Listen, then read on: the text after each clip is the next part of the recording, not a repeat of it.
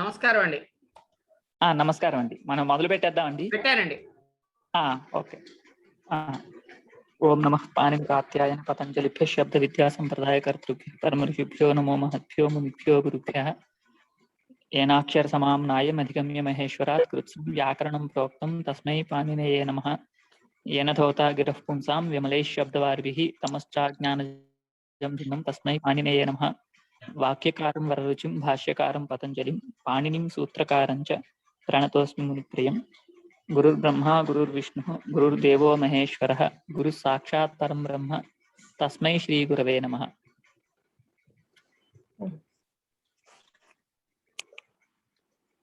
క్రిందటి క్లాసులో మనం ఈ స్తోకాంతిక దూరార్థ కృచ్ఛ్రాణి అనే సూత్రం చూసామండి. ఆ సూత్రంలో ఉదాహరణలని చూసాము. దాంట్లో అక్కడ చివర ఒక వార్తికం ఉంది. ఆ వార్తికం చూడాలండి. మీకు ఏమైనా సందేహాలు ఉంటే అడగచ్చండి. సందేహాలు ఏమీ లేవు అంటే మనం పైన వార్తికంలోకి వెళ్దాం.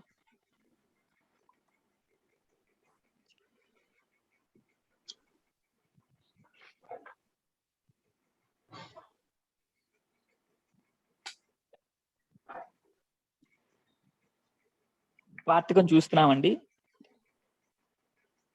శతసహస్రో పరేణేతి వక్తవ్యం అనండి. శతసహస్రో అంటే శత అనే పదము, సహస్ర అనే పదము పరేణ పర అనేటటువంటి పదంతో సమాసాన్ని పొందుతుంది అని చెప్పాలి అని చెప్తున్నారు. అంటే పంచమి అనేది అనువర్తిస్తుంది ఇక్కడికి కూడా, పంచమి భయన అనే సూత్రం నుండి. కాబట్టి పంచమ్యంతమైనటువంటి శతశబ్దము, పంచమ్యంతమైనటువంటి సహస్ర శబ్దము పరశబ్దంతో సమాసాన్ని పొందుతుంది అని అర్థం అండి. దానికి ఉదాహరణ శతాత్ పరే అనండి. శతాత్ పరే అనే లౌకిక విగ్రహ వాక్యము పరశతాహ అనేది సమస్త పదం అండి. శత అస్ పరా జస్ అనండి అనేది అలౌకిక విగ్రహము. సమస్త పదం పరశతాహ అన్నమాట. ఇక్కడ మనం ప్రక్రియ ఇప్పటి వరకు చూసిన ప్రక్రియ కంటే కొంచెం వేరుగా ఉంటుందని గమనించాలి. కొంచెం అంటే ఏం లేదు, ఎవరైనా మొదలు పెడితే తెలుస్తుంది. ఎవరైనా చెప్తారండి? భ్రమర్ గారు చెప్పండి. ఒకసారి అవునండి. పరశతాహ అనేది సమస్త పదము. శతాత్ పరే అనేది లౌకిక విగ్రహ వాక్యం. శతాత్ పరే లౌకిక విగ్రహ వాక్యము. అవునండి. నసి అవునండి. నసి వస్తుంది కదా పంచమి. అవునండి, నసి అనే, కానీ ఇత్సంజ్ఞ లోపాలు అయిన తర్వాత అస్ అని మిగులుతుంది.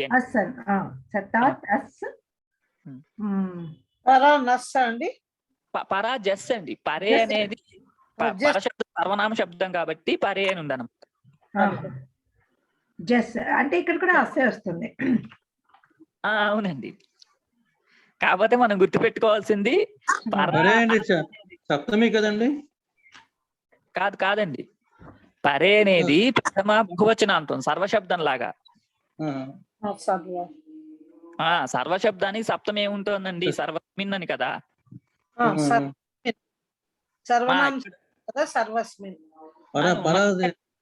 సుప్రత్యయం వస్తుంది.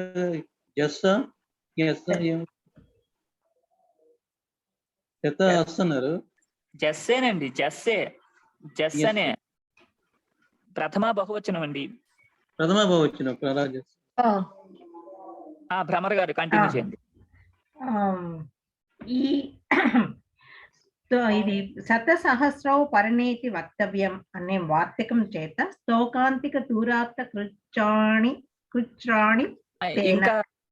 ఇంకా సూత్రం అక్కర్లేదండి. ఎందుకంటే ఇక్కడ ఈ వార్తికమే ఉంది, ఇంకా సూత్రంతో దీనికి సంబంధం ఏం లేదు. ఈ వార్తిక సహాయం అని అనాలండి. ఈ వార్తికం సమాస సంజ్ఞ. ఈ వార్తికం ద్వారా సమాస సంజ్ఞ కృత్తతిత సమాసశ్చ ప్రాతిపదిక సంజ్ఞ ప్రాతిపదికయోః సుప్పులకు లుక్. ఆ తర్వాత ఈ శత అన్నదానికి అదే ఉపసర్జనం. ఇక్కడండి మామూలుగా శత అనేదానికి ఉపసర్జన సంజ్ఞ ఉండడం వల్ల అది ఇది శత అనేదానికి ఉపసర్జన సంజ్ఞ ఉంది, కానీ ఉపసర్జన సంజ్ఞ ఉన్నప్పటికీ కూడా దానికి పూర్వపాత ఉండదు అనమాట. ఇక్కడ ఇది రాజదంతాదిషు పరం అనే సూత్రంలో రాజదంతాది గణంలో ఇది చెప్పారండి. ఒకసారి మీరు సూత్రార్థం చూడండి. రాజదంతాదిషు పరం అని సూత్రం అండి. రాజదంతాదిషు పరం అనే సూత్రం చేత ఈ రాజదంతాది శబ్దాల్లో ప్రయోగార్హమైనది ఇచ్చారు. పూర్వ ప్రయోగార్హమైన పదానికి పరనిపాతం విధింపబడింది. అంటే పూర్వ నిపాతం రావాల్సిన చోట పరనిపాతం వచ్చింది. అవునండి అవునండి అవునండి. అప్పుడు దానికి పరనిపాతం వస్తుంది అని చెప్పాలి. అంతే. పరనిపాతం వచ్చి పరశత. అవును, పరశత అని అయిన తర్వాత ఈ గణంలో రాజదంతాది గణంలో ఈ సుడాగమంతో ఉన్నటువంటి ఉచ్చారణ చేశారండి. పరశత అన్నమాట. అంటే నిపాతనాత్ సుట్ అనే ఆగమం వస్తుంది అని చెప్పాలి. అప్పుడు సుట్ అనే ఆగమం ఇది టిత్ కాబట్టి శత అనే దాని యొక్క ఆద్యవయవంగా వస్తుంది. అప్పుడు పరస్ శత అని ఉంటుంది. శ్చుత్వం స్తోహశ్చునాశ్చు పరశత అని ఉంటుందండి. ఓకే, ఇప్పుడు ఇది పరనిపాతము చెప్పండి. అదే చెప్తున్నానండి. నేను తప్పు చెప్తే ఆయన కరెక్ట్ చేస్తారు. రాజదంతాదిషు పరం అనే సూత్రం చేత శబ్దానికి పరనిపాతం రాగా, అలాగే పూర్వపర శబ్దాలకి సుట్ ఆగమం వచ్చి పరశత అనే రూపం ఏర్పడింది. పరస్ శత అని ఉండగా తర్వాత స్తునాశ్చు అన్న సూత్రం చేత పరశత అయ్యింది. తాళవిషకారం ఆదేశంగా వచ్చి అవునండి. చుత్తు సంధి తెలుసు అండి, అందరికీ తెలుసు. ఇక్కడ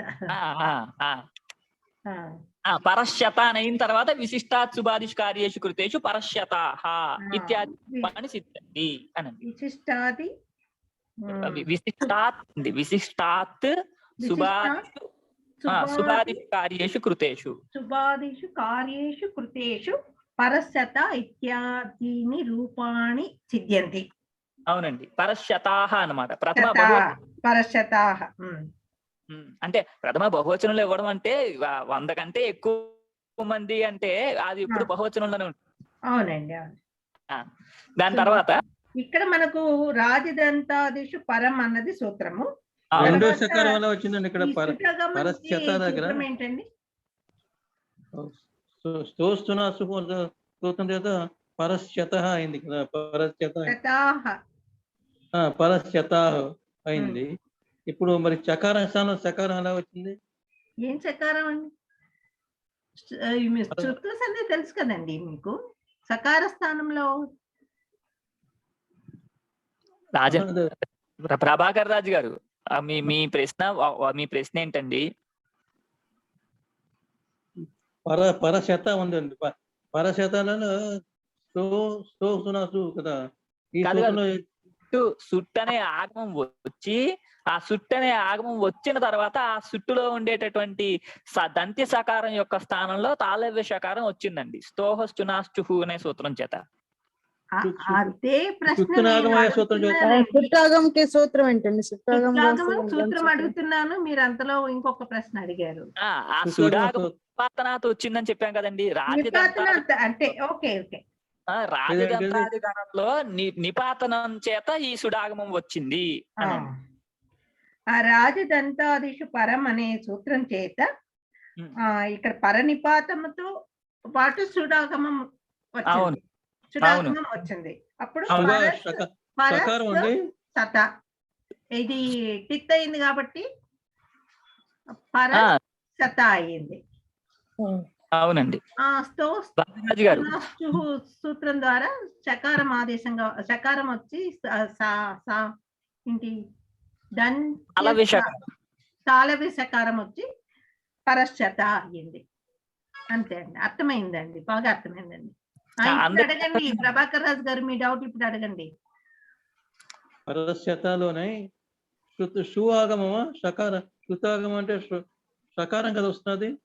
అండి ఒక్క నిమిషం వినండి, ఇప్పుడు జాగ్రత్త వినండి.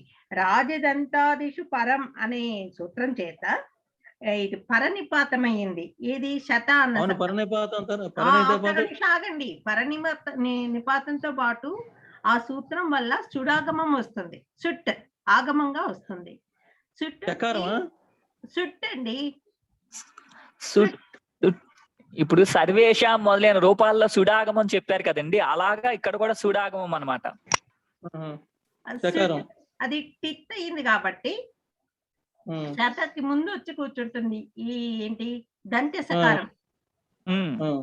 అప్పుడు పర స శత అని ఉండగా షాకి యోగం ఉంటే ఏమవుతుంది మీకు తెలుసు కదా, స్తుత్వ సంధి తెలుసు కదా.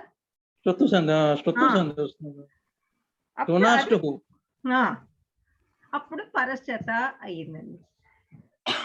కరెక్ట్ గానే చెప్పానండి అది స్తుత్వసంధి అండి. ఆయన స్తుత్వసంధి అన్నట్టు నాకు వినిపించింది.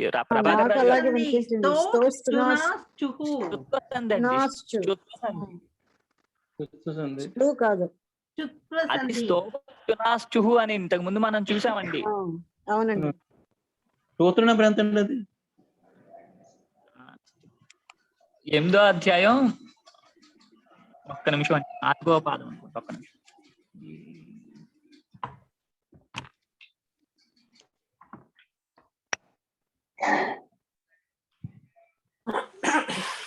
8వ అధ్యాయం 4వ పాదం 40వ సూత్రం అండి. 8:40 తెలుసండి, ఇది మనం చాలా సార్లు వచ్చింది, మనకి చాలా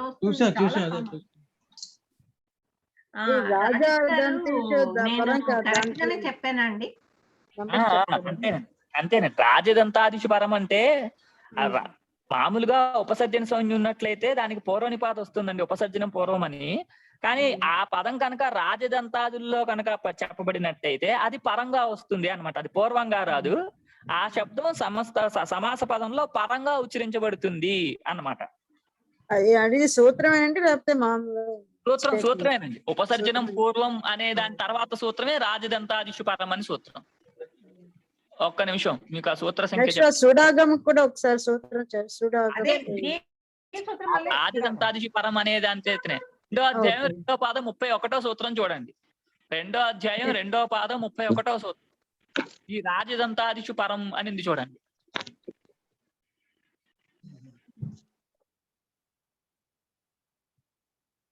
చెప్పండి సార్. దొరికిందండి. అదే సకార తవర్గయో శకార చవర్గయో సవర్గాభ్యాం యోగే శకార చవర్గే ఇంకోటి ఏదో చెప్తున్నారండి. అది అవునండి, అది స్తుత్వ సంధి సూత్రం ఆయన చెప్తుంది. అది కరెక్టేనండి. ఇప్పుడు వచ్చిందండి, వచ్చి చూసానండి. చెప్పింది 8:40 అదే ఉంది. 8:40 తర్వాత ఇంకో ప్రశ్న అడిగారండి, అక్కడికి వెళ్ళాం. 2:2:31 చెప్పారు. రాజదంతాదిషు పరం అది కూడా దొరికిందండి. 2:2:31 రాజదంతాది గణమే ఉపసర్జన సంజ్ఞక పరప్రయోగ.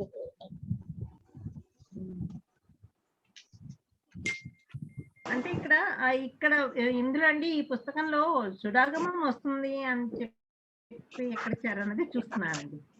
ఏ పుస్తకంలో అండి? మా దగ్గర ఉన్న తెలుగు పుస్తకంలో. అది నేను చూడలేదండి. పైన రాశారండి, పరనిపాత నిపాతనాథ్ సుడాగమ అని రాశారు.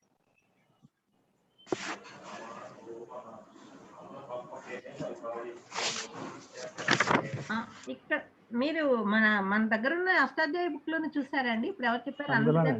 అందులోనే 205వ పేజీ 205వ పేజీ 236వ పేజీ రాజదంతాదిషు పరం అని ఇక్కడ ఇందులో వార్తికంలోనే రాజదంతాదిత్వాత్ అని చెప్పి పరనిపాత నిపాతనాథ్ సుడాగమ అని ఎక్కడే రాశారు. ఓకే ఓకే, అవునండి ఇక్కడ ఇచ్చారు. అది 2:2:31 వెళ్ళి చూస్తే అక్కడ సుడాగమం అనే ఇవ్వలేదు.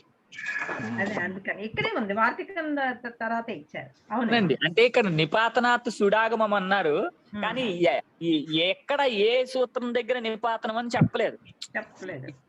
ఏ సూత్రం దగ్గర అని ఇక్కడ వార్తికం చేత నిపాతనం అనుకోవాలా, లేకపోతే రాజదంతాది గణంలో ఉండడం వల్ల నిపాతం అనుకోవాలా అని తెలియదు అనమాట. అందువల్ల రాజదంతాది గణం చేత నిపాతం. ఎందుకని దీని చేత నిపాతం అని చెప్పొచ్చు కదా అంటే, ఈ సూత్రం చేత సమాసమే చెప్తున్నాము, సుడాగమ ప్రసక్తి ఇక్కడ లేదు. కానీ రాజదంతాది పరం అనే సూత్రం చేత పరనిపాత చెప్తున్నాం, పరనిపాత చెప్తున్నాం, దాని చేతనే సుడాగమం కూడా వస్తుంది అని చెప్పాను.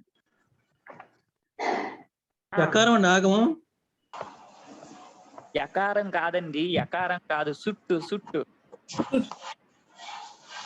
సకారమా? అవునండి. సరస్వతిలో సా అండి, చుట్టంటే సరస్వతిలో సా. అదే సకారం సకారం సకారం ఆగమం. దానికి ఆగమంగా అండి సకారం చుట్టండి, చుట్టు వస్తుందండి. అదే పరాశ చెత్త వస్తుంది అనమాట. ఇప్పుడు అన్నప్పుడు సకారంకి సకారం పరం అవుతుంది కాబట్టి సకారం వచ్చి పరస్యత అవుతుంది అంతే. అవునండి, అవునండి. దాని తర్వాత అండి రాజేష్ గారు ఇక్కడ అంటే ఇది ఒక్క సకారమాగంగా వస్తే ఒకలా కార్యం ఉంటుంది, సుట్ ఆగమం వస్తే ఇంకొకలా ఉంటుంది కదండి.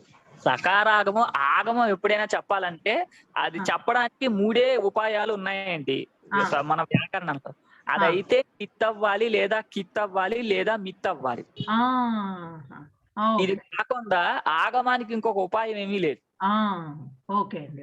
సుట్టని కేవల సకారం అనేది కేవల వర్ణం ఆగమంగా, అంటే వర్ణమే ఆగమంగా వస్తుంది, కానీ ఆగమ విధానం మాత్రం వర్ణపూర్వకంగా ఉండదు అనమాట.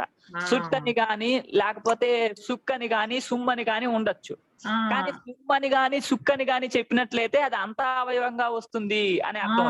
అదండి అందుకనే అడిగానండి ఆ పాయింట్. సుక్క అవుతుంది అంటే అది అంతా అవయవంగా వస్తుంది, సుమ్మనైతే చివరి అచ్చు కంటే పక్కగా వస్తుంది అని. ఇప్పుడు ఈ 2 కాకుండా సుట్ అనే వస్తుంది అని చెప్తున్నాం. అర్థమైందండి, అర్థమైందండి. దాని తర్వాత అండి శతాత్ పరే సహస్రాత్ పరే పరసహస్రాహ అనండి. సహస్రాహ అనండి. ఇక్కడ కూడా సుడాగమము ఇందాక చెప్పిన ప్రక్రియ అంతా ఇక్కడ కూడా ఉంటుంది. సహస్రాత్ పరే. అవునండి. సహస్రాత్ పరే ఏదైనది సహస్రాత్ పరే పరసహస్రాహ అనండి. అంతే కదా, సహస్ర. అవునండి, అవునండి. సహస్రాసు పరసు. అవునండి. పరే అనేది బహువచనం అండి, కాబట్టి పరా జస్ అని చెప్పాలి. జస్ ఓకే. సహస్ర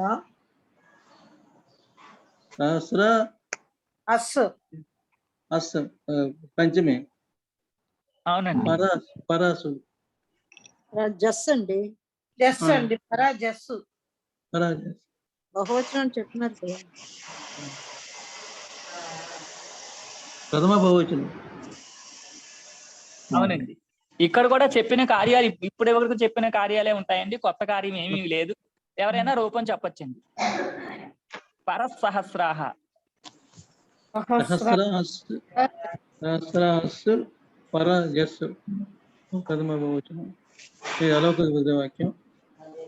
శ్లోకాంతిక దౌరార్థ కృత్యాన్ని తేన అనే సూత్రం. ఇది కూడా వార్తికం చెప్పాలండి. శ్లోకాంత ముక్త అనే వార్తికం చేత పంచమి తత్పురుష సమాసం విధించబడుతుంది. వార్తికం తప్పు చెప్తున్నారు. శతసహస్రో పరేణేతి వ్యక్తం. ఈ సూత్రం వార్తికం చేత పంచమి తత్పురుష సమాసం విధించబడుతుంది. తర్వాత రాజదంతాశి, దాని తర్వాత కృతది సమాసం చేత ప్రాతిపదిక సంజ్ఞ సుపోదాది ప్రాతిపదిక ఏమిటంటే తృప్లోపం కాగా సహస్ర పర అవుతుంది. రాజదంతాశి పరం సూత్రం చే పర పరపదం నిపాతం అవుతూ సుగాగము సుగాగము ప్రభాకర్ రాజు గారు ఉపసర్జన సంజ్ఞ ఉపసర్జన ప్రథమా నిర్దిష్టం సమాస ఉపసర్జనం అనే సూత్రం చేత ఉపసర్జన సంజ్ఞ సహస్ర ప్రథమానిర్దిష్ట ఉపసర్జన పూర్వం అనే సూత్రం చేత పూర్వ ఉపసర్జన సంజ్ఞ దేనికి వస్తుంది? సహస్రకు వస్తుందండి.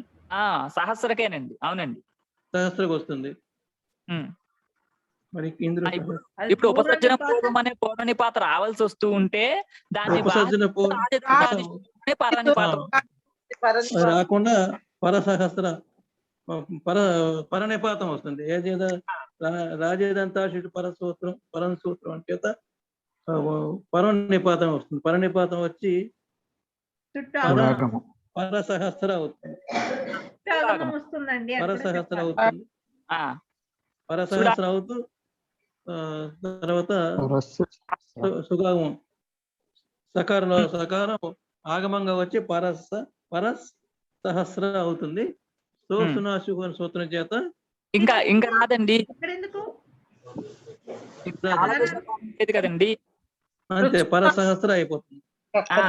సహస్ర అని అయిన తర్వాత విశిష్టా సుబాదిష్ కార్యేషు కృతేషు విశిష్టాది సుబాదిషు కార్యేషు కృతేషు పరసహస్ర అనే రూపం సిద్ధిస్తుంది. పరసహస్రాహ అనండి. పరసహస్రాహ అనే రూపం సిద్ధిస్తుంది. అవునండి. ఇక్కడ పరమలింగం చెప్పక్కర్లేదా? ఎక్కడండి? ఇక్కడ ఈ సూత్రాన్ని పరవలింగం అది చెప్పక్కర్లేదు. పరవలింగం చెప్పాలండి. పరవలింగం కూడా చెప్పాలి కదా. చెప్పలేదు అది. అవునండి, ఇది కూడా తత్పురుష ద్వంద్వ తత్పురుష యోగం పుల్లింగం కదండి విధింపబడుతుంది. అంటే పరే అనేది పుంలింగంలో ఉంది కాబట్టి సమస్త పదం కూడా పుంలింగంలో ఉంటుందండి. సమస్త పదం పుల్లింగం విధించబడుతుంది. తర్వాత విశిష్టాశుభాదిష కార్యేషు కృతేషు పరసహస్రాహ అనే రూపం సిద్ధిస్తుంది. అవునండి. మహోదయ, ఇక్కడ సకారానికి ద్విత్వం వస్తుందా? సుడాగమం వల్ల పరస్ సహస్ర అవుతుంది కదా. ఇక్కడ చుత్వం రాదండి, ఎందుకంటే సకారానికి ద్విత్వం వస్తుంది. ద్విత్వం అనచిచా సూత్రం చేతనా? అవును, అనచిచా సూత్రం చేత ద్విత్వ వికల్పం చెప్పొచ్చండి. అవును.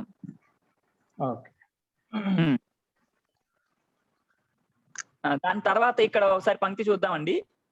శతసహస్రౌ పరేనేది వక్తవ్యం శతాత్పరే పరశతాః సహస్రాత్పరే పరస్సహస్రాః రాజ్యంతాదిత్వాత్ పరనిపాతః నిపాతనాత్ సుడాగమః అని అన్నారండి. దాంతో ఇక్కడ పంచమి విభక్తి పూర్తయింది. తర్వాత సప్తమి విభక్తి మొదలవుతుందండి. అంటే అష్టాధ్యాయి సూత్ర క్రమాన్ని అనుసరించి మనకి ద్వితీయ, తృతీయ, చతుర్థి, పంచమి తత్పురుష సమాసాలు చెప్పారు. ఇట్లా పంచమి తత్పురుష సమాసం అయిన తర్వాత సప్తమి తత్పురుష సమాసం వస్తుంది. ఈ సప్తమి తత్పురుష సమాసం అయిన తర్వాత మనకి మళ్ళీ ఈ కర్మధారయ సమాసం వస్తుంది. కర్మధారయ సమాసం వచ్చి ఈ షష్ఠీ తత్పురుష ఎప్పుడు వస్తుందంటే వచ్చే పాదంలో వస్తుందండి. రెండవ పాదంలో షష్ఠీ తత్పురుష సమాసము, ఏకదేశీయ సమాసము అని రెండవ పాదంలో చెప్పారు. ఎందుకని అలా చెప్పారంటే వీటికి ఎక్కువ సూత్రాలు అక్కర్లేదండి. ఇప్పుడు మనం చూసిన వాటిలో అన్నిటికీ కూడా ద్వితీయ తత్పురుషకు 2-3 సూత్రాలు, తృతీయ తత్పురుషకు 2-3 సూత్రాలు, చతుర్థి తత్పురుషకు కేవలం ఒకటే సూత్రము, పంచమి తత్పురుషకు 3-4 సూత్రాలు అంతే. అలాగే సప్తమి తత్పురుషకి కర్మధారయ సమాసానికి తక్కువ సూత్రాలే అవసరం అవుతాయి. కానీ షష్ఠీ తత్పురుష సమాసం వచ్చేటప్పటికి చాలా ఎక్కువ చోట్ల వాటి విశేషాలు ఉంటాయండి. చాలా ఎక్కువ విశేషాలు ఉండడం వల్ల షష్ఠీ తత్పురుష సమాసాన్ని తర్వాత చెప్తారనమాట. ఇక్కడ చెప్పలేదు. ఇక్కడ అన్ని కూడా తక్కువ సూత్రాలతో విషయం ఎక్కడైతే వెళ్ళిపోతుంది అని ఉంటుందో అటువంటివన్నీ కూడా ముందు ఇక్కడ చెప్తున్నారు. విశేషాలు ఎక్కువ చెప్పాల్సి వచ్చింది వాటి గురించి తర్వాత రెండవ పాదంలో చెప్తారు. కాబట్టి మనం ఇప్పుడు సప్తమి తత్పురుష సమాసం చూస్తున్నాం అండి. పంచమి అయింది, సప్తమిలోకి వెళ్తున్నాం. సప్తమి షౌండేహి అని సూత్రం అండి. సప్తమి షౌండేహి. సప్తమి అనేది ఒక ప్రత్యయము. ప్రత్యేకమైన పరిభాష చేత సప్తమ్యంతం అనే అర్థం ఉంటుంది. అలాగే సుప్ ఇంతకు ముందు చూసినట్లుగానే సుప్ అనేది, సహసుప అనేది, సమాస అనేది విభాష అనేవి అన్ని అధికారంగా వచ్చాయి. ఉమ్. తత్పురుష అనేది అనువృత్తిగా వచ్చింది. అప్పుడు ఇక్కడ షౌండేహి అనే దగ్గర బహువచనం ఉండటం వలన షౌండాది గణంలో ఉన్నటువంటి ప్రాతిపదికలు అని తీసుకుంటామండి. అంటే షౌండాది గణంలో ఉండే పదాలు అన్నమాట. సప్తమ్యంతమైనటువంటి సుబంత పదము షౌండాదుల్లో ఉన్నటువంటి పదాలతో సమాసాన్ని పొందుతుంది వికల్పంగా. దానికి తత్పురుష అనే పేరు కూడా వస్తుంది అని. సప్తమ్యంతం షౌండాదిభిః సహ సమస్యతే తత్పురుషశ్చ సమాసో భవతి. అక్షేషు షౌండః అక్షశౌండః అనండి. షౌండః అంటే నిపుణః అని అర్థం, నేర్పరి అన్నమాట. అక్షేషు అంటే జోదమందు నిపుణుడు అని. అక్షేషు షౌండః అక్షశౌండః. అలాగే అక్షేషు ధూర్తః అక్షధూర్తః, అక్షేషు కితవః అక్షకితవః అని విగ్రహవాక్యం అండి. సమస్త పదాలు కూడా ఇలాగే ఉంటాయి. ఇక్కడ విశేషం ఏమీ లేదండి. ఒకే ఒకటి సమాస సంజ్ఞ చెప్పే సూత్రం ఒక్కటే మారుతుందండి. మిగిలినవన్నీ కూడా ఇంతకు ముందు మనం చూసినట్లుగానే సమాస సంజ్ఞ సూత్రం ఒక్కటే మారుతుంది. ఈ సప్తమి షౌండే అనే ఒక సూత్రం చెప్తాం. అక్షేషు షౌండః అక్షశౌండః ఎవరైనా చెప్తారండి? అక్షేషు సౌండః అక్షసౌండః. అదే సుప్ అని వస్తుందండి. అవునండి కదా.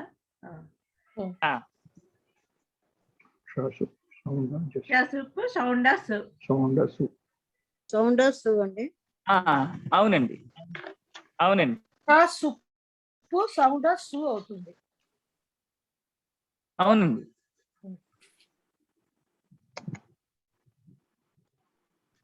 రామలక్ష్మి కంటిన్యూ చేయండి. అక్షేసు సౌండః అక్ష సౌండ సప్తమి సౌండై అనే సూత్రం అనుసరించి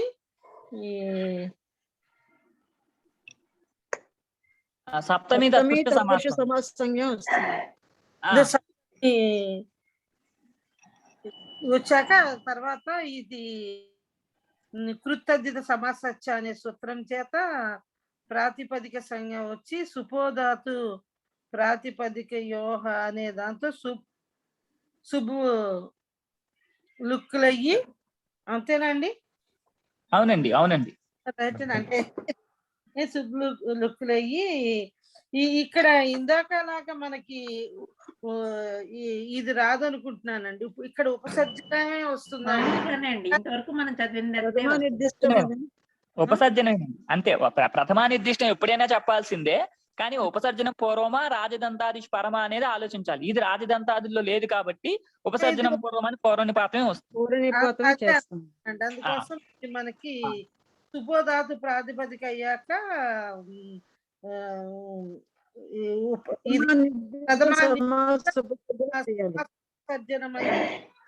పూర్వం చేత ఇది పూర్వ నిపాత కృతే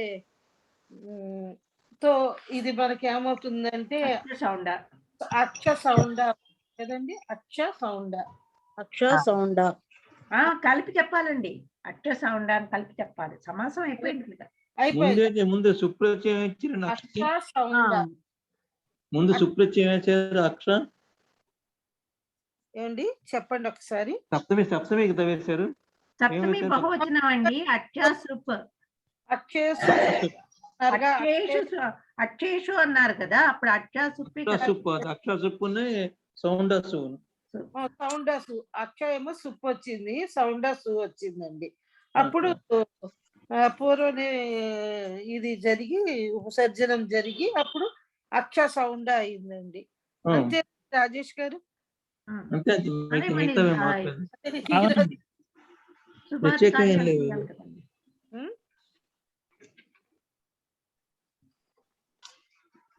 విశిష్టాత్ సుభావాది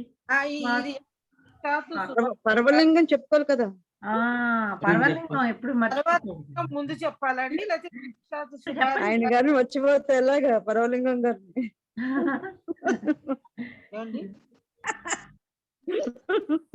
ఏది ముందు చెప్పాలి? విశిష్టాత్ సుపాది ముందు పర్వలింగం చెప్పి తర్వాత అండి చెప్పాలి. పర్వలింగం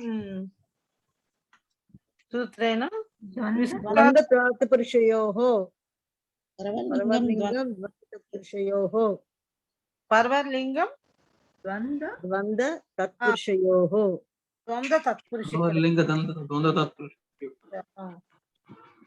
పర్వలింగ ద్వంద్వ తత్పురుషయోః అనే సూత్రం చేత సూత్రం చేత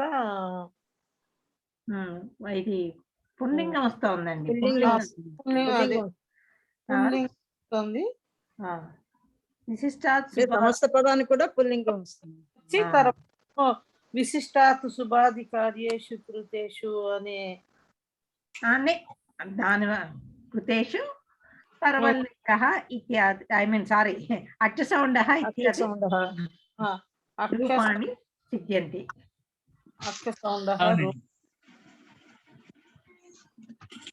అలాగే మిగిలిన రూపాలండి అక్షశౌండ అన్నట్టుగానే అక్షధూర్త అక్షకితవ అనేవి కూడా అంతేనండి.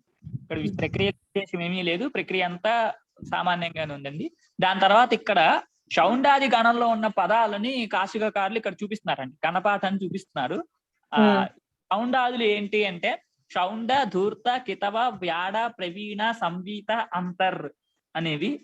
అంతర్రు అధిపటు, పండిత, కుశల, చపల, నిపుణ ఇవన్నీ శౌండాదుల్లో ఉన్న పదాలు. అంటే వీటితో సప్తమ్యంతం సమాసాన్ని పొందుతుంది అని అర్థం.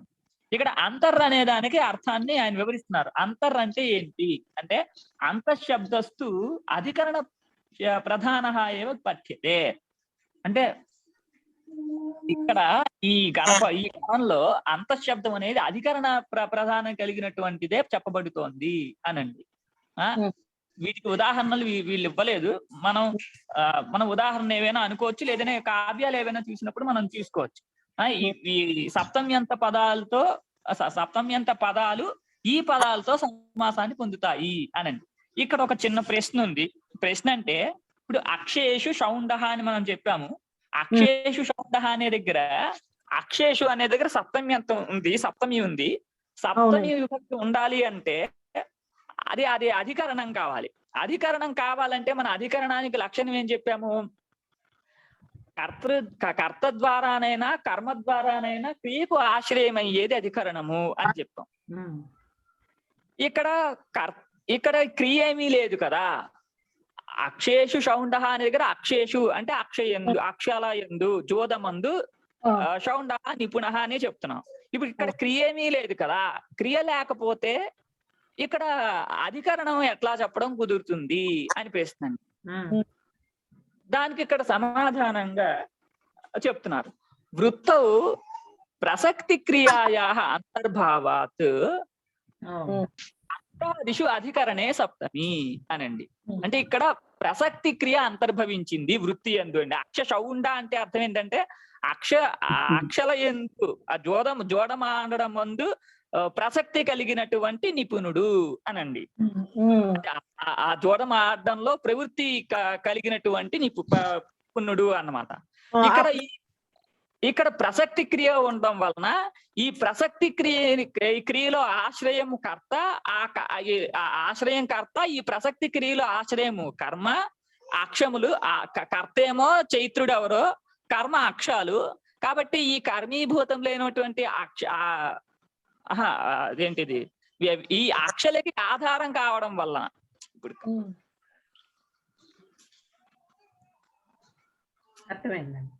ఆడుతున్నాడు అంటే ఇప్పుడు ఇక్కడ అక్షల యందు ప్రవృత్తి కలిగి ఉన్నాడు అని ఉందండి. ప్రవృత్తి కలిగి అన్నాము.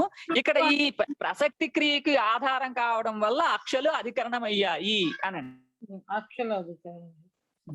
అంటే కర్త ద్వారా ఆశ్రయం, కర్త చైత్రుడు, అతని ద్వారా ఆశ్రయమైనది అక్షాలు. కాబట్టి ఇక్కడ సప్తమి విభక్తి వచ్చింది అని. వినిపిస్తోందండి? అర్థమైందండి, వినిపిస్తుంది. వృత్తో ప్రసక్తి క్రియలో కర్మ అక్షలు కాబట్టి అధికరణానికి ఆశ్రయం.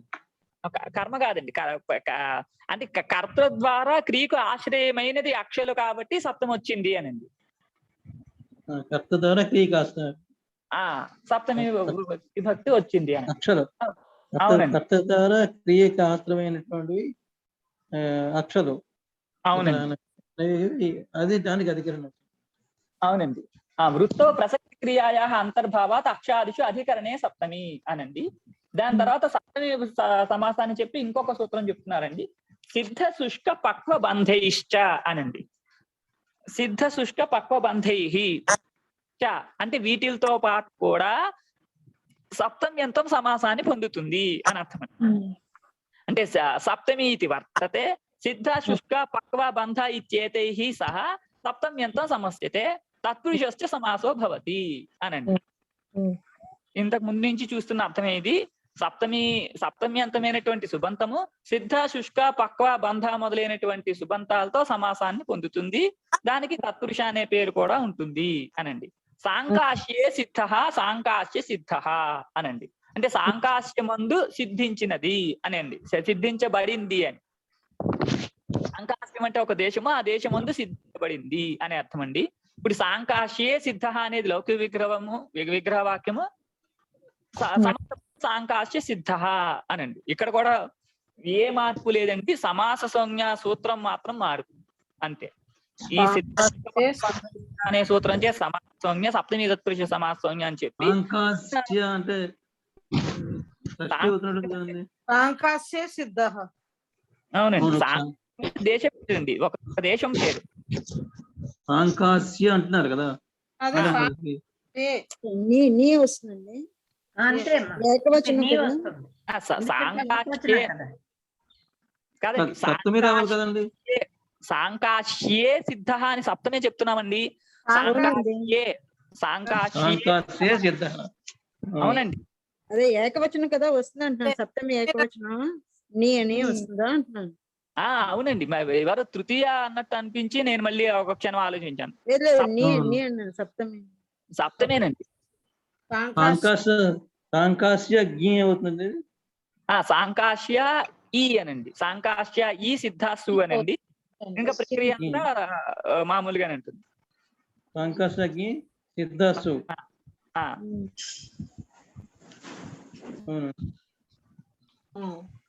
సిద్ధాసు సాంకాస్య సి జ్ఞ సిద్ధాసు ఉంటుంది.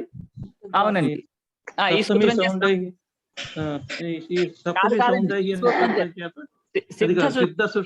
సిద్ధ శుష్క పక్వ బంధై అనే సూత్రం చేత సప్తమి తత్పురుష సమాసం విధించబడుతున్నది. సాంకాస్య సి జ్ఞ సిద్ధాసు అవుతున్నది. కృత్యది ప్రాతిపదిక అనే సూత్రం చేత ప్రాతిపదిక సంజ్ఞ, తర్వాత సుపోధాది ప్రాతిపదిక యోగం సూత్రం చేత సుప్లుక్ రాగా సాంకాస్య సిద్ధ అవుతుంది. ప్రథమ అనిర్దిష్ట ఉపసర్జన పూర్వం అనే సూత్రం చేత పూర్వ నిపాతం రాగా దేనికి వస్తుంది? సాంకాస్య అనే శబ్దానికి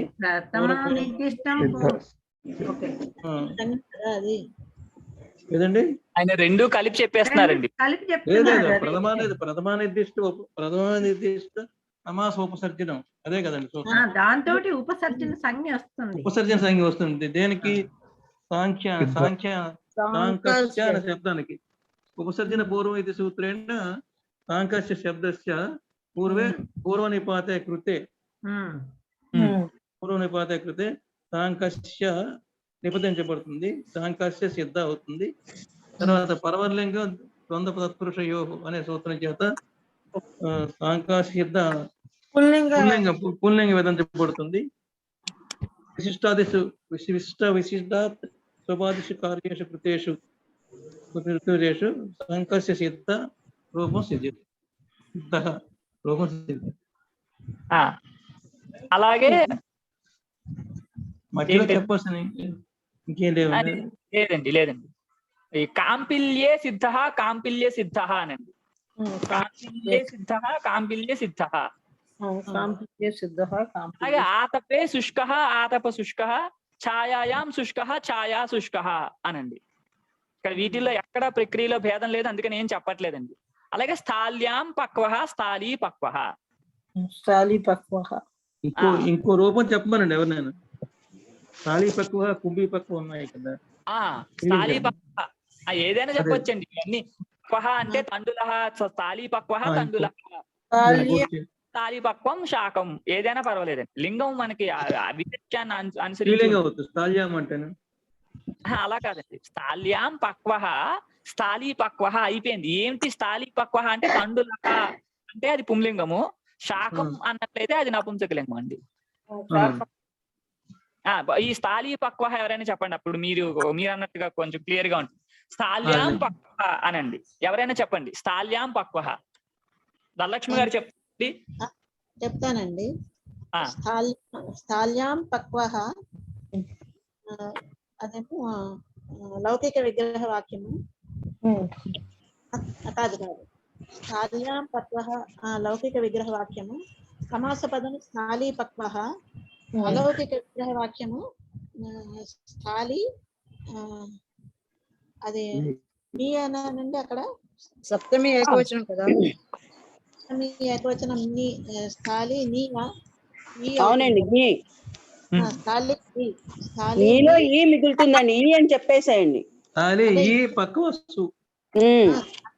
స్థాళీ ఈ అనే చెప్పాను. స్థాళీ ఈ చెప్పిన పర్వాలేదు అవుతుంది. ఇది విత్సంజ్ఞ ఉంది కాబట్టి ఈ అవుతుంది. అది పక్వ సు అది అలౌకిక విగ్రహ వాక్యము. దాని తర్వాత కృతజ్ఞ సమాస అది కాదు, సూత్రం చెప్పాలి కదా. సిద్ధ సుష్ట పక్వ బంధైశ్చ ఈ సూత్రం చేత సప్తమి విభక్తి తత్పురుష సమాస సంజ్ఞ. సప్తమి తత్పురుష సంజ్ఞ వస్తుంది.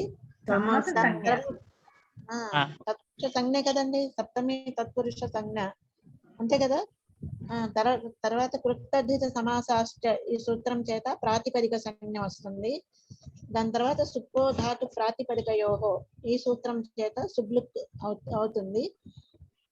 సుబ్లుక్ అవగా ప్రథమ నిర్దిష్టం ఉపసర్జనం ఈ సూత్రం చేత ఇదేంటి మనం చెప్పేది స్థాళీ శబ్దానికి ఉపసర్జన సంజ్ఞ వస్తుంది.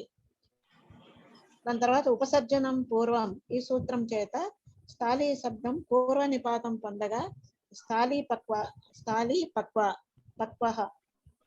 పక్వ అని ఉంటుంది.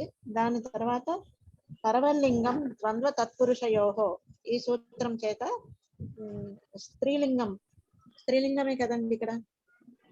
కాదండి.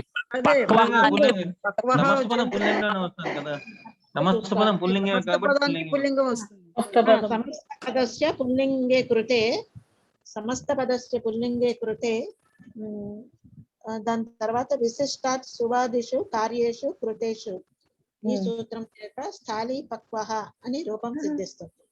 అవునండి, అంతా బాగా చెప్పారు కానీ ఆ విశిష్ట సువాచ్య కార్యేషు కృతేషు సూత్రం కాదండి. అది ఒక్కటి తీసేయండి. ఆ సూత్రం కాదండి, కార్యం అంతే. కార్యం అండి. కార్యం సూత్రం ఏం చెప్పకూడదండి. విశిష్ట సువాదిషు కార్యేషు కృతేషు స్థాళీ పక్వ ఇత్యాదీని రూపాన్ని సిద్ధ్యంతి అంతే అండి. అంతే. అది చెప్పేటప్పుడు నేను లేను. ఓకే, మిగిలినంతా కరెక్ట్ గా చెప్పారు. దాని తర్వాత కుంభీ పక్వ అండి. కుంభ్యాం పక్వ కుంభీ పక్వ అనండి. ఇక్కడ కూడా ప్రక్రియలో విశేషం ఏమీ లేదు. బంధ అనే పదానికి ఉదాహరణ చెప్తున్నారు. చక్రే బంధ చక్రబంధ అనండి. ప్రక్రియలో విశేషం ఏమీ లేదు. ఇక్కడ ఒక వాక్యం చెప్తున్నారు. బహుళగ్రహణస్యైవ అయం ఉదాహరణ ప్రపంచ అనండి. అంటే ఇంతకు ముందు మనకి కర్తృకరణే కృతా బహుళం అనే సూత్రంలో బహుళం అనే పదం వచ్చింది. ఈ బహుళం అనే పదం ఏం చెప్తుంది అంటే బహూనర్థాన్ లాతి అనే అర్థం దానికి ఉండడం వలన చెప్పకుండా ఉన్నట్టు మిగిలిన కార్యాలు కూడా వస్తాయి అని అక్కడ అర్థం అండి. అప్పుడు ఇక్కడ మిగిలిన కార్యము అంటే ఇక్కడ ఉన్నవన్నీ కూడా కృత్యంత పదాలు. సిద్ధ అన్న శుష్క అన్న పక్వ అన్న బంధ అన్న ఇవన్నీ కృత్ప్రత్యాంత పదాలే కాబట్టి ఇవన్నీ సమాసాన్ని బహుళంగా పొందుతాయి అనే ఆ సూత్రం చేతనే ఇక్కడ సమాస సంజ్ఞ సిద్ధించేస్తుంది. ఇట్లా సమాస సంజ్ఞ సిద్ధించేస్తూ ఉండగా మళ్ళీ ఈ సూత్రం ఎందుకు అంటే దాన్నే ఇంకొంచెం స్పష్టంగా చెప్పడం కోసము అనండి. బహుళగ్రహణస్యైవ అయం ఉదాహరణ. అంటే ఈ ఉదాహరణలన్నీ కూడా బహుళ గ్రహణం చేతనే సిద్ధిస్తూ ఉంటే ఇంకొంచెం స్పష్టం కొరకు మాత్రమే చెప్పబడినవి అనండి. దాని తర్వాత సూత్రం ధ్వాంక్షేణ క్షేపే అనండి. ధ్వాంక్షేణ క్షేపే. ఇక్కడికి సప్తమి అనేది అనువృత్తిగా వస్తుంది. ఇంతకు ముందు చెప్పినట్టుగా సుప్పు, సుప, విభాష, సమాస, తత్పురుష అవన్నీ వచ్చాయి. అవన్నీ వచ్చిన తర్వాత ఈ సూత్రార్థం ఇలా ఉంటుంది. ఇక్కడ ధ్వాంక్షము అంటే కాకి అని అర్థం. ఇక్కడ ధ్వాంక్షేణ అనే దగ్గర ఇక్కడ ధ్వాంక్ష అనే పదం కాకుండా ధ్వాంక్ష అనే అర్థం తీసుకుంటాం. అంటే ధ్వాంక్ష అనే అర్థాన్ని చెప్పే పదాలు ఏవైతే ఉన్నాయో కాకపత్యాలు అన్నమాట, వాయసాదులు, అవి ఉన్నప్పుడు అవి ఈ సుబంతంతో సమాసాన్ని పొందుతాయి అనండి. అలా కాదు, ధ్వాంక్షవాచిన అది తృతీయ వచనం చెప్తున్నారు, ధ్వాంక్షేణ చెప్తున్నారు. కాబట్టి ఈ సప్తమ్యంతంలో ఉన్నటువంటి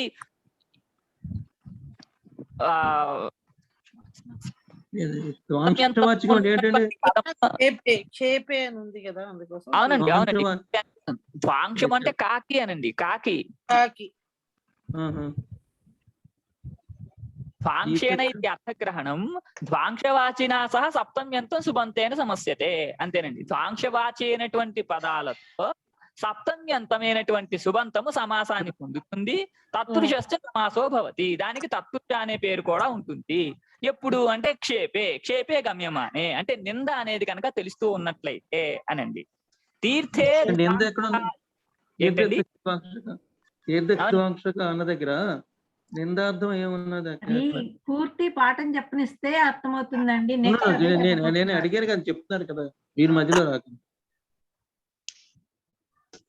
నిందార్థం ఏమున్నది?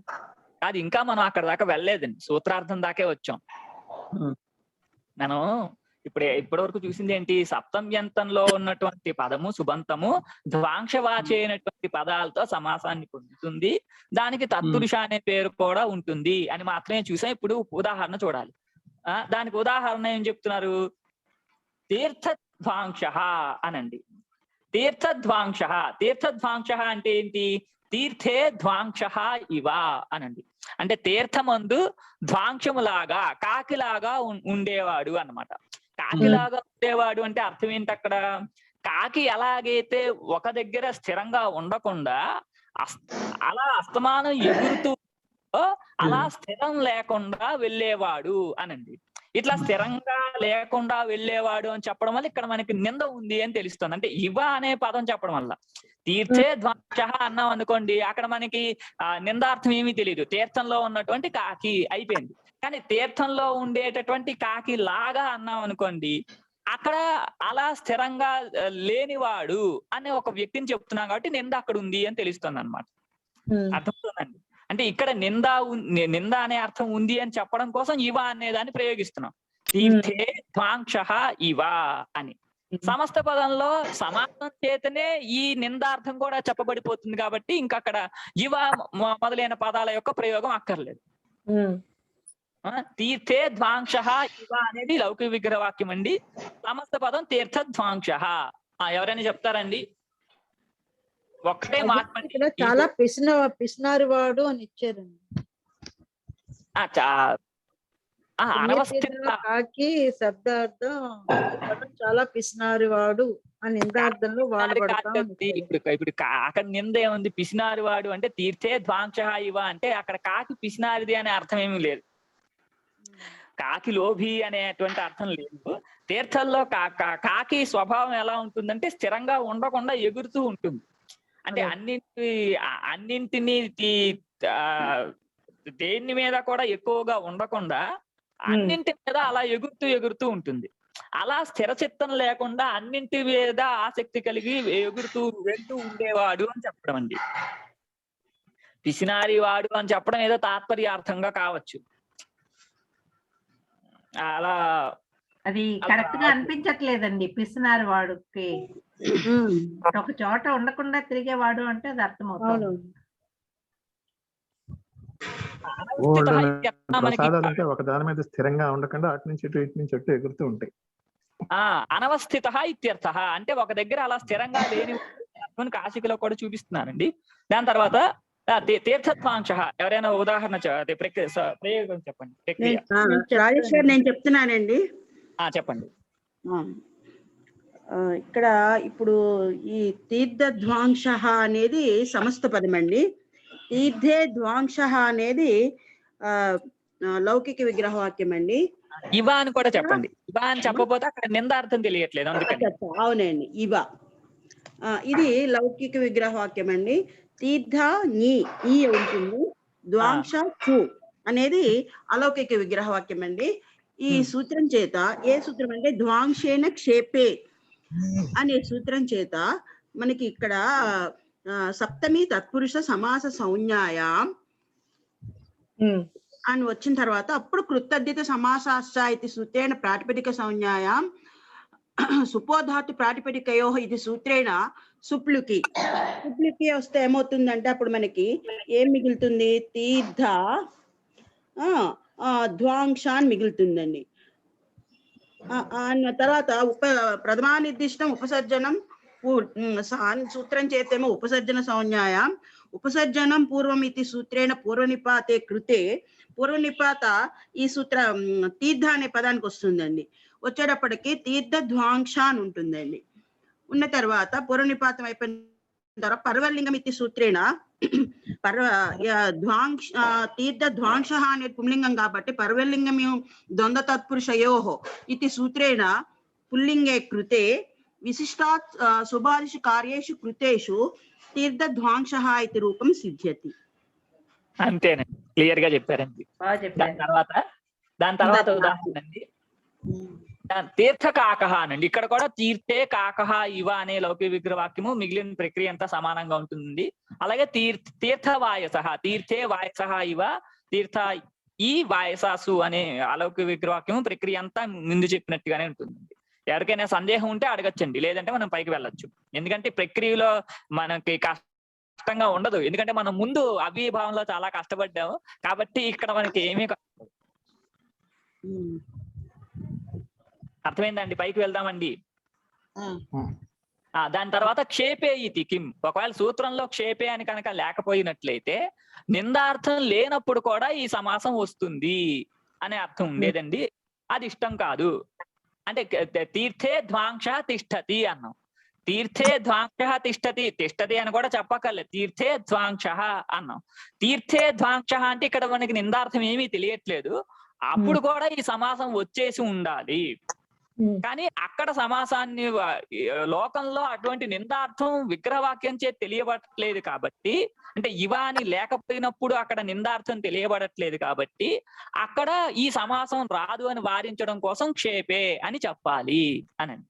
క్షేపే అని కనుక చెప్పినట్లయితే నిందార్థం లోకంలో ఎప్పుడైతే తెలుస్తుందో అప్పుడు మాత్రమే సమాసం ఉంటుంది అని ఉంటుంది. నిందార్థం ఎప్పుడు తెలుస్తుంది అంటే ఇవా మొదలైన పదాలు చెప్పినప్పుడు మాత్రమే ఉంటుంది. కాబట్టి ఆ నిందార్థం ఉన్నప్పుడే సమాసం వస్తుంది, నిందార్థం లేనప్పుడు సమాసం రాదు అని చెప్పడం కుదురుతుంది అనండి. దాని తర్వాత సూత్రం కృత్యైహి రుణే అనండి. కృత్యైహి రుణే, సప్తమి అనేది అనువృత్తిగా వస్తుంది. సప్తమి షౌండేహి అనే సూత్రం నుండి ఇంత ముందు చెప్పిన అనువృత్తులన్నీ యథాతథం అన్ని వస్తూ ఉన్నాయి. ఇక్కడ సప్తమి ఇది వర్తతే కృత్య ప్రత్యయాంతై సహ సప్తమ్యంతం సమస్యతే తత్పురుషశ్చ సమాసో భవతి అనండి. కృత్య ప్రత్యయాంతై అంటే కృత్య ప్రత్యయాలు తవ్య అనియ కేలిమరు యత్తు అని మనం ఇంతకు ముందు చెప్పాము. ఆ కృత్య ప్రత్యయాంతాలతో సమాసాన్ని పొందుతుంది. రుణే గమ్యమానే, రుణం కనుక ఇక్కడ రుణం ఉంది అనే అర్థం ఆ పదం వల్ల తెలుస్తూ ఉన్నప్పుడు అనండి. ఇప్పుడు ఇక్కడ మనకి రుణే అనండి, కృత్యై రుణే అని, రుణే గమ్యమానే రుణము అనే అర్థం తెలిసినప్పుడు అనండి. ఈ సూత్రంలోకి ఈ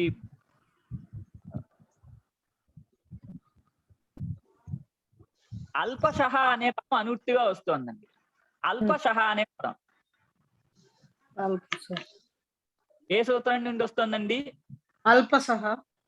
అవునవును, ఏ సూత్రం నుండి వస్తుంది?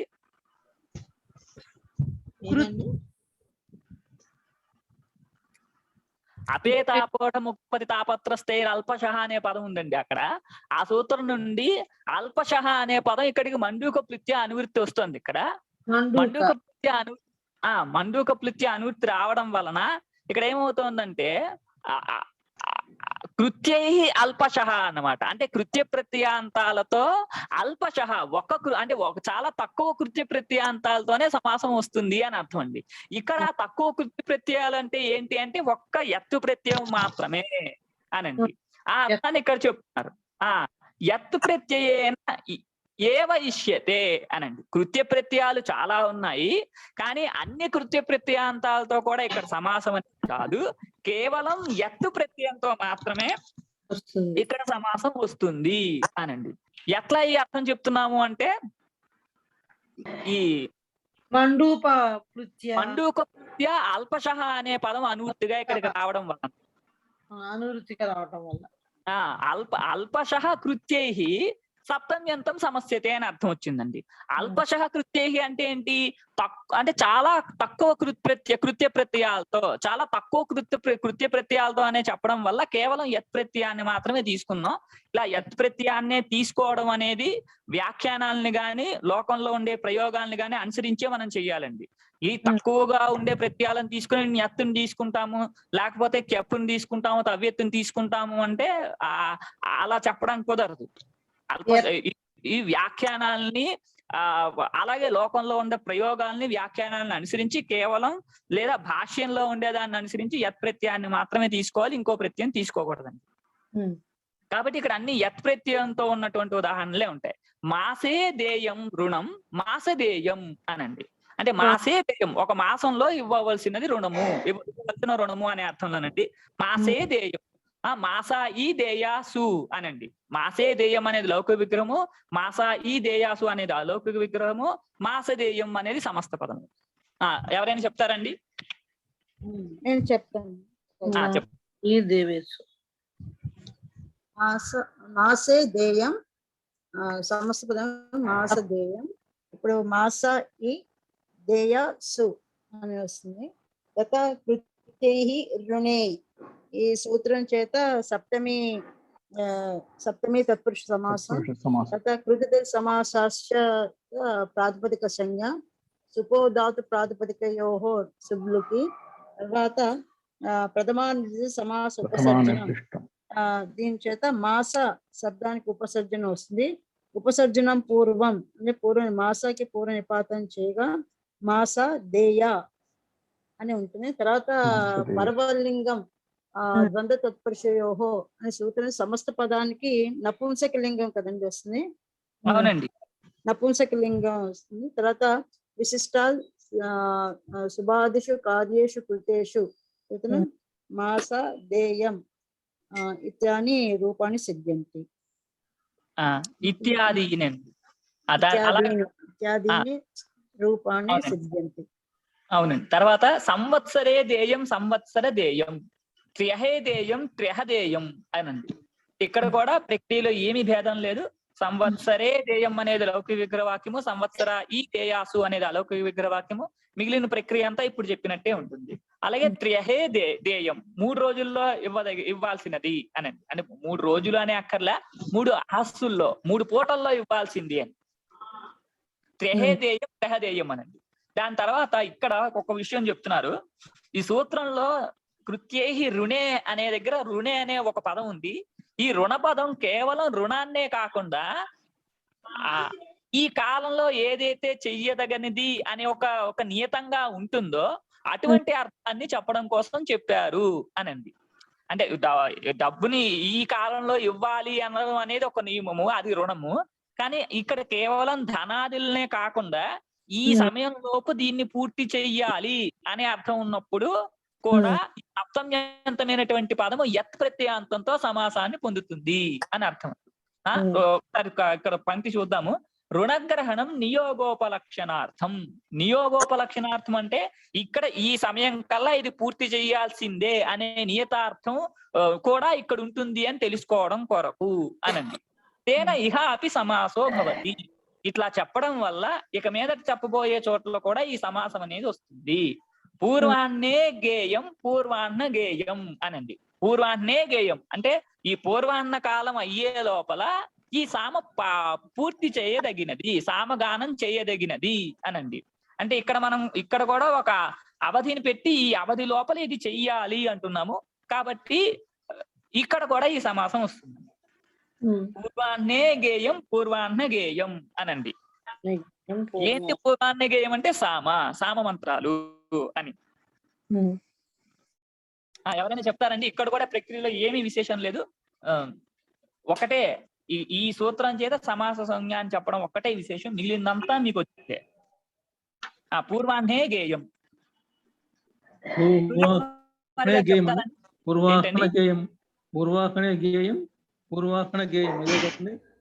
అవునండి, పూర్వాహ్నే గేయం పూర్వాహ్న జ్ఞి అంతేనండి.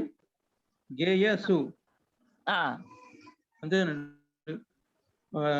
అలౌకిక విగ్రహవాక్యం పూర్వాహ్న జ్ఞి గేయసు. అక్కడ పూర్వాహన్ అని ప్రాతిపదిక ఉంటుందండి. ఒక్క నిమిషం, పూర్వాహ్న ఒక్క నిమిషం. పూర్వాహ్న అనేనండి, పూర్వాహ్న అనే పూర్వాహ్నే గేయం అంటే పూర్వాహ్న జ్ఞి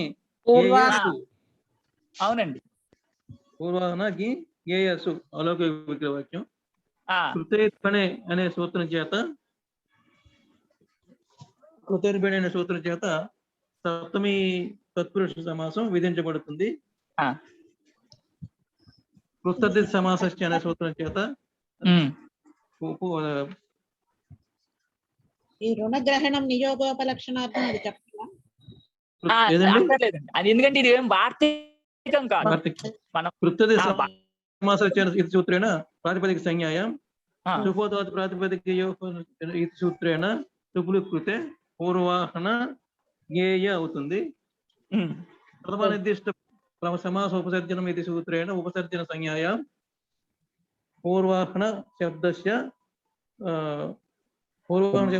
ఉపసర్జన సంజ్ఞ ఉపసర్జనం పూర్వం ఇది సూత్రేణ తస్య పూర్వ నిపాత కృతే పూర్వాహ్న గేయ అవుతుంది. తర్వాత పరవర్లింగం ద్వంద్వ తత్పురుషయో ఇది సూత్రేణ నపుంసకలింగం విధించబడుతుంది. పూర్వాహ్న గేయ అవుతుంది. విశిష్టాత్ సుభాదిష కార్యేషు కృతేషు పూర్వాహ్న గేయం రూపం సిద్ధ్యతే. పంచమాక్షరం ముందు పలకాలని చెప్పారు కదండి. అవునండి, పూర్వాహ్న ముందు పలుకుతున్నారు.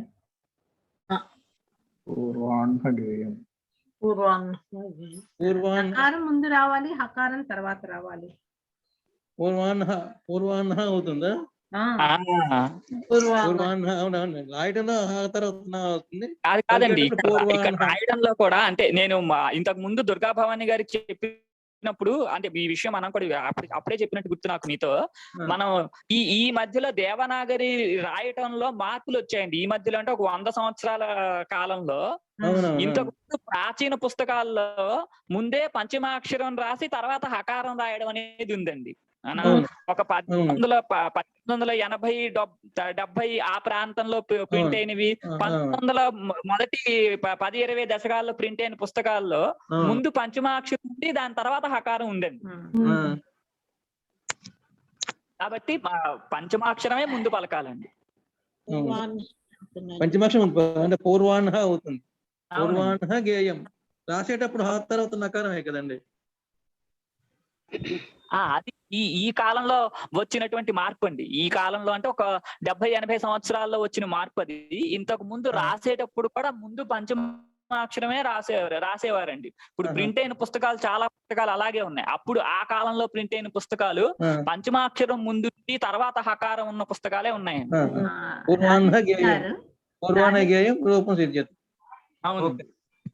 రూపసిద్ధి అయిపోయాక నేను మిమ్మల్ని ఒక చిన్న సందేహం అడగచ్చా? రూపసిద్ధి చెప్పండి. ఎక్స్ట్రాగా చెప్పవలసింది ఏం లేదు కదా. ఇక్కడ ఒక చిన్న విషయం ఉందండి. భ్రమర గారు చెప్పిన తర్వాత చూద్దాం ఆ బ్రహ్మ గారు. ఇది కొన్ని పుస్తకాల్లోనండి అది సప్తమి విభక్తికి అలుక్కుందండి. అదేనండి, దాని గురించి ఇక్కడ ఒక విషయం ఉంది. దాన్ని ఓకే, నేను అడగబోయేది మీరు చెప్పేది ఒకటే అన్నమాట. మంచి గురు శిష్యులు అండి అయితే.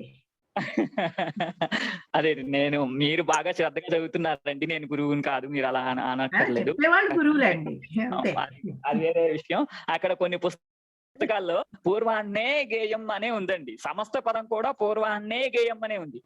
సమస్త మనకి విగ్రహ వాక్యంలో పూర్వాన్నే గేయం అని ఉన్నట్టుగా సమస్త పదం కూడా పూర్వాన్నే గేయం అనే. నిన్న మనకి కొన్ని రూపాలు వచ్చాయి. నిన్నంటే మొన్న క్లాసులో విగ్రహవాక్యం స్తోకాన్ముక్త అనే, సమస్త పదం కూడా స్తోకాన్ముక్త అనే. అలాగే అంతకు ముందు మనకి కొన్ని ఇలా అలుక్ సమాసాలు వచ్చాయి. పూర్వాన్నే గేయం అనేది కూడా ఒక అలుక్ సమాసము అని ఒక పుస్తకంలో నేను చూసిన ఒక పుస్తకంలో ఇలా ఉందండి, ఒక పుస్తకంలో అలా ఉంది. మాసేదేయం కూడా అలాగే ఉందండి. మీకు పూర్వాన్నే గేయం అనే ఉందండి మీ దగ్గర? అవునండి. అయితే ఇక్కడ కూడా తత్పురుషే కృతి బహుళం అనే సూత్రం చేత ఈ సప్తమికి అలుక్కు చెప్పాలండి. అదే ఇచ్చారండి, తత్పురుషే కృతి బహుళం సూత్రం ద్వారా సప్తమికి అలుక్కు హో జాతా హై. అవునండి, అవునండి. అలా బ్రహ్మ వచ్చిన బ్రహ్మ మా ముందు పలికి తర్వాత హా పలకాలి, అంతేనండి? అవునండి. బ్రహ్మ. కానీ రైటింగ్ లో మాత్రం ముందు ఆ తర్వాత నావే ఉంటున్నాయండి. కొత్త పుస్తకాలు తెలుగులో ఆ తర్వాత నావే వస్తున్నాయి. అదే చెప్పలేకుండా మాత్రం నా ముందు పలికి ఒక్కటి గుర్తుపెట్టుకున్నామండి, పంచమాక్షరం వచ్చినప్పుడు ముందు పలకాలి అంతే. అది పలకడం కరెక్టే, పలకడం ముందు రాయాలి. పంచమాక్షరం ముందు పలికి ఆకారం ఆ తర్వాత రాయడం అదే రెండు కూడా ఒకటే అంటున్నారు కదా. రాయడంలో కూడా నకారమే ముందు ఉండాలంటున్నారు. అవునండి, ప్రాచీన లిపి అలాగే ఉంది. ఈ లిపిలో 19వ శతాబ్దం చివరిలో గాని 20వ శతాబ్దం మొదట్లో గాని చూసి ప్రింట్ అయిన బుక్స్ మీరు చూస్తే, లేదా మీకు ఏదైనా మ్యాన్స్క్రిప్ట్ ఏదైనా ఉన్నప్పుడు మీరు వాటిలో కూడా చూడండి. అంటే నేను 2 రకాల లేఖనాలు చూసే నేను చెప్తాను. అంటే మన భారతీయ లేఖన పద్ధతి అనేది కూడా చాలా ఉత్కృష్టమైన లేఖన పద్ధతి. అంటే మనం తీసుకోవాల్సింది లేటెస్ట్ తీసుకోవాలి కదా. లేటెస్ట్ అంటే తీసుకోవాలని చెప్పడం గురించే, అది ఏం తీసుకోవాలి అనే దాని గురించే నేను చెప్తున్నాను. మన భారతీయ లేఖన పద్ధతి కూడా చాలా ఉత్కృష్టమైందండి. మనం ఏది పలుకుతామో అదే రాస్తాం మనకి, అంతేగాని మనకి ఈ అక్షరాలు పలకకూడదు, ఈ అక్షరాలు ఇలా సైలెంట్ లెటర్స్ లాంటివి కానీ ఇలాంటివి ఏమీ లేవు. మన స్క్రిప్ట్ మన ప్రాచీనులు మన ఋషులు వాళ్ళు అలా తయారు చేసి పెట్టారు. అంటే ఒక వ్యవస్థితంగా చేశారు.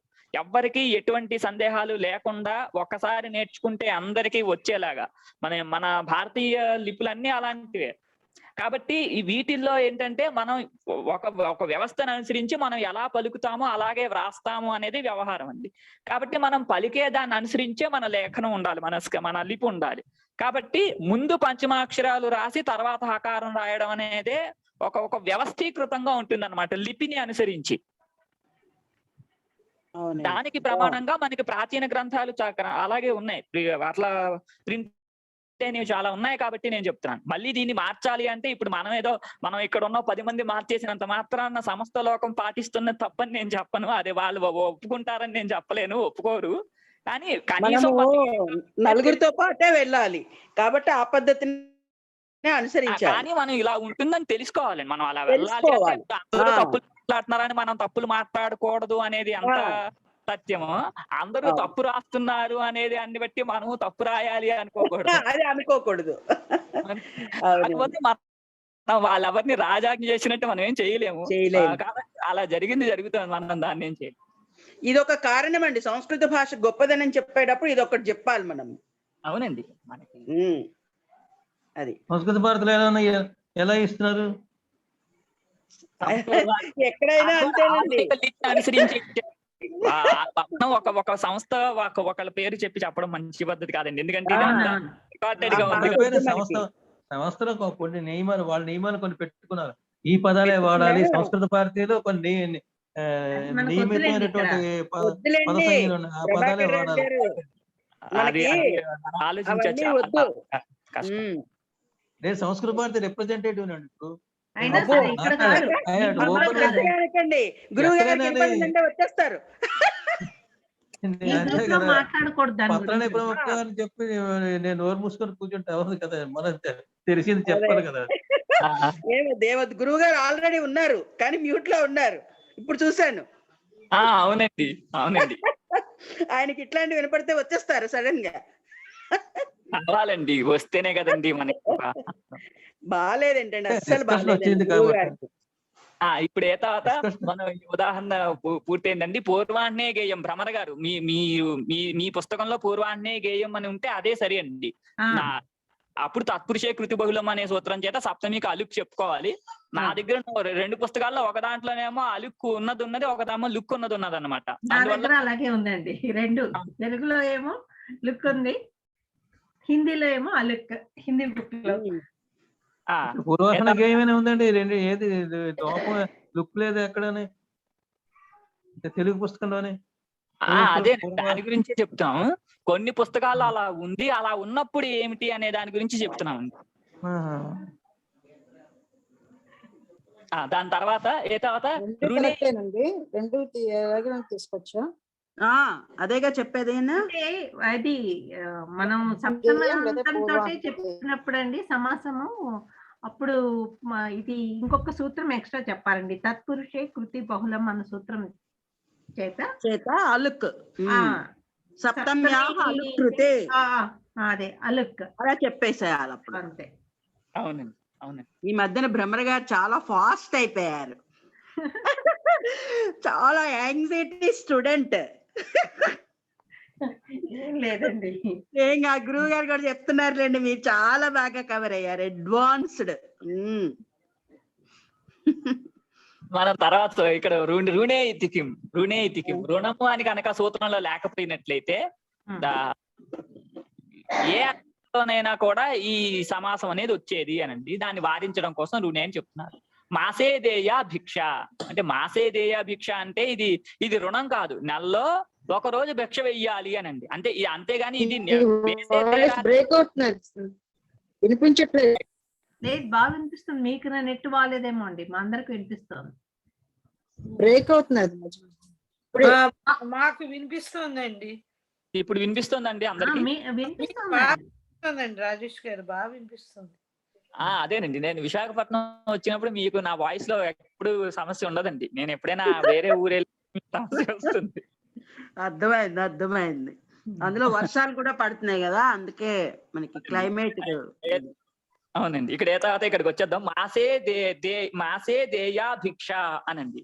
మాసే దేయా భిక్ష అంటే నెలలో ఒకసారి భిక్ష వెయ్యాలి అనండి. అంటే ఇక్కడే నియమంగా భిక్ష వేసి తీరాలి అనే రుణం ఏమి ఇక్కడ ఏమి లేదు. భిక్ష నెలలో ఒక రోజు భిక్ష వెయ్యాలి అంటే వేస్తే వెయ్యాలి అన్నమాట. అంటే ఇక్కడ ఏమి నియతంగా నియోగోపం ఏమి ఇక్కడ లేదు కాబట్టి ఇక్కడ సమాసం రాదు అనండి. ఒకవేళ రుణంలో రుణే అని కనుక లేకపోయినట్లయితే యత్ప్రత్యయాంతంతో సమాసం వస్తుంది అని అర్థం ఉండేది. అప్పుడు ఇక్కడ కూడా సమాసం వచ్చేది అనండి. దాన్ని వారించడం కోసం రుణే అని చెప్తున్నారు అని. దాని తర్వాత సూత్రము సంజ్ఞాయాం. ఇంతకు ముందు చెప్పిన అనువృత్తులు అన్నీ వస్తాయి. ఇక్కడ ఈ సూత్రంలో అధికంగా సంజ్ఞాయాం అని ఉంది. అప్పుడు సప్తమ్యంతం సుబంతంతో సమాసాన్ని పొందుతుంది. సంజ్ఞాయాం గమ్యమానాయాం అనే అర్థం ఉంటుందండి. ఒకసారి సూత్రాలు. సంజ్ఞాయాం విషయే సప్తమ్యంతం సుపా సమస్యతే తత్పురుషశ్చ సమాసో భవతి. అంతే కదండి. ఇప్పుడు మీకు ఇందులో అర్థం కానిది ఏమి ఉండదు. సౌజ్ఞ నామ సముదాయోపాధి అని చెప్తున్నారండి. ఇక్కడ సౌజ్ఞ శబ్దానికి నిర్వచనం చెప్తున్నారు. సముదాయోపాధి అనండి. అంటే సముదాయాన్ని ఉపాధిగా చేస్తూ ఉండేది అనండి. అంటే ఒక వ్యక్తిని ఉపాధిగా చేసుకోకుండా సముదాయాన్ని ఉపాధిగా చేసుకునేది సౌజ్ఞ. తేన నిత్య సమాస ఏవాయం. అంటే సముదాయాన్ని ఉపాధిగా చేసుకుంటుంది అని చెప్పడం వలన ఆ సముదాయ అవయవములైనటువంటి పదాలని ఉపాధిగా చేసుకోదు. కాబట్టి సమాసం ఎప్పుడైతే ఉంటుందో అప్పుడే సముదాయం ఉంటుంది. అటువంటి సముదాయం చేతనే సంజ్ఞ తెలియబడుతుంది. కాబట్టి ఇక్కడ కూడా ఇది నిత్య సమాసము అనండి. ఇది ఏతత్తుల్యార్థం ఇంతకు ముందు కూడా మనం చెప్పుకున్నాము. నహి వాక్యేన సౌజ్ఞాగమ్యతే, నహి వాక్యేన నిందాగమ్యతే మొదలైనటువంటివి చెప్పాం. ఒక పదం చేతనే అయినా సౌజ్ఞ అయినా తెలియబడుతుంది కానీ ఒక వాక్యం చేత సౌజ్ఞ గాని నింద గాని తెలియబడదు. కాబట్టి ఈ సమాసం కూడా నిత్య సమాసమే అనండి. తేన నిత్య సమాస ఏవ అయం. అయం అంటే ఈ సమాసం కూడా నిత్య సమాస ఏవ, నిత్య సమాసమే. అదే అర్థం ఇక్కడ చెప్తున్నారు. నహి వాక్యేన సంజ్ఞ గమ్యతే అంటే ఇంతకు ముందే చెప్పారు ఈ పంక్తిని, మళ్ళీ ఇక్కడ ఒకసారి దాన్ని స్మరింపజేస్తున్నారు. ఒక వాక్యం చేత ఎప్పుడు కూడా సంజ్ఞ తెలియబడదు. అరణ్యే తిలకాహ, అరణ్యే తిలకాహ అనండి. ఇక్కడ అరణ్యే తిలకాహ అనేది విగ్రహవాక్యము, అరణ్యే తిలకాహ అనేది సమస్త పదం. ఇక్కడ కూడా సప్తమి కలుక్ అనమాట. హలదంతా సప్తమ్యా సౌజ్ఞాయం అనే సూత్రం చెప్తారు. అంటే సౌజ్ఞ కనుక ఉన్నది అన్నట్లయితే హలంత ప్రాతిపదిక కంటే అదంత ప్రాతిపదిక కంటే ఉండేటటువంటి సుప్రత్యయానికి లుక్కు రాదు అన్నమాట. ఇది సౌజ్ఞ కాబట్టి ఇక్కడ లుక్కు రాలేదు. అరణ్యే తిలకాహ, అరణ్య తిలకాహ అని ఉంటుందండి. అలాగే అరణ్యే మాషాహ, అరణ్య మాషాహ అంటే ఈ అరణ్య తిలకాహ, అరణ్య మాషాహ అనేవి ఒకళ్ళకి పేర్లు, సముదాయం చేత తెలియబడేటటువంటి కొన్నింటి పేర్లు. కాబట్టి ఇక్కడ ఈ సమాస సంజ్ఞ వస్తుంది, నిత్యంగా సమాస సంజ్ఞ వస్తుంది అని. ఇంతకు ముందు మనం అన్ని చోట్ల కూడా వికల్పంగా సమాస సంజ్ఞను విభాష అనేది అధికారంగా చెప్పి సమాస సంజ్ఞ వికల్పంగా వస్తుంది అని చెప్పాము. కానీ ఇక్కడ వికల్పంగా రాదు, నిత్యంగా వస్తుంది అని. అంటే అర్థం ఏంటంటే సమాసం ఉన్నప్పుడు సంజ్ఞ తెలుస్తుంది, సమాసం లేనప్పుడు సంజ్ఞ తెలియదండి. అదే దానికి తేడా. అరణ్యే తిలకాహ అన్నాం అనుకోండి, అరణ్యంలో ఉండేటటువంటివి అని మనకు ఒక అర్థం తెలిసింది. కానీ ఎప్పుడైతే మనం సమాసం చెప్పి అరణ్యే తిలకాహ అని చెప్పామో అప్పుడు సంజ్ఞ తెలుస్తుంది అనమాట. సమాస పదం చెప్పినప్పుడేమో సంజ్ఞ, సమాస పదం చెప్పకుండా విగ్రహవాక్యం చెప్పినప్పుడేమో సంజ్ఞాభావం. అర్థమైందండి? అర్థమైంది. అలాగే అరణ్యే మాషాహ, అరణ్య మాషాహ అని ఇక్కడ కూడా అలుక్కు. అరణ్యే మాషాహ అంటే అరణ్యంలో ఉన్నటువంటి మాషములు అనే అర్థము. ఇక్కడ సంజ్ఞ లేదు. విగ్రహవాక్యావస్థలో సంజ్ఞ ఉండకుండానే ఉంటుంది. సమాసావస్థలో ఎప్పుడు సంజ్ఞనే ఉంటుంది. అరణ్యే మాషాహ అని. అలాగే వనే కింశుకాహ, వనే కింశుకాహ అని. వనే బిల్వికాహ, వనే బిల్వికాహ అనండి. ఇక్కడ అన్ని చోట్ల కూడా సమాసం ఉన్నప్పుడే సంజ్ఞ ఉంటుంది, సమాసం లేనప్పుడు విగ్రహవాక్యావస్థ ఎందు సంజ్ఞ కూడా ఉండదు. కూపే పిశాచకాహ, కూపే పిశాచకాహ ఇక్కడే చెప్తున్నారు. అలదంతా సప్తమ్యా సంజ్ఞాయామితి అలుక్ అని. ఈ సూత్రం చేత ఇక్కడ సప్తమి విభక్తికి లుక్కు రాదు, అలుక్ వస్తుంది. అలదంతా సప్తమ్యా సంజ్ఞాయం 6, 3, 9 అంటే ఉత్తర పదంలో సమాస పదంలో ఉన్నది లుక్ అవుతుంది, అది మాత్రం లుక్ అవుతుంది. కానీ పూర్వ పదంలో ఉన్నటువంటి సప్తమన్య పదంకి సప్తమి లుక్ రాదు. సప్తమ్యంతానికి లుక్ రాదండి. ఇప్పుడు తిలకాహ సమాస పదం అనేది ఇక్కడ ప్రథమా బహువచనం ఉంటుంది కాబట్టి అక్కడ వస్తుంది. అరణ్యాన్ని తిలకా జస్ అనుకోండి, అరణ్యాన్ని తిలకా జస్, అరణ్యాయి మాషా జస్ అని ఉండండి. అప్పుడు సుపో ధాతు ప్రాతిపదిక యోహ అనే సూత్రం చేత రెండింటికి ఈ ప్రత్యయానికి జస్ ప్రత్యయానికి లుక్కు అలదంతా సప్తమి సంజ్ఞాయం అనే సూత్రం చేత పూర్వపదంలో ఉన్నటువంటి శబ్దానికి లుక్ రాదు చెప్పాలి. జస్ ప్రత్యయానికి మాత్రం లుక్ వస్తుంది అనండి. అవునండి, ఇక్కడికి ఆపుదాము. తర్వాత సూత్రం రేపటి నుంచి చూద్దాం. రేపటితో మనకి ఈ సప్తమి తత్పురుష సమాసం కూడా అయిపోతుంది. తర్వాత నుంచి మనకి కర్మధారయ సమాసం మొదలవుతుంది. కర్మధారయ సమాసం మొదలవుతుంది.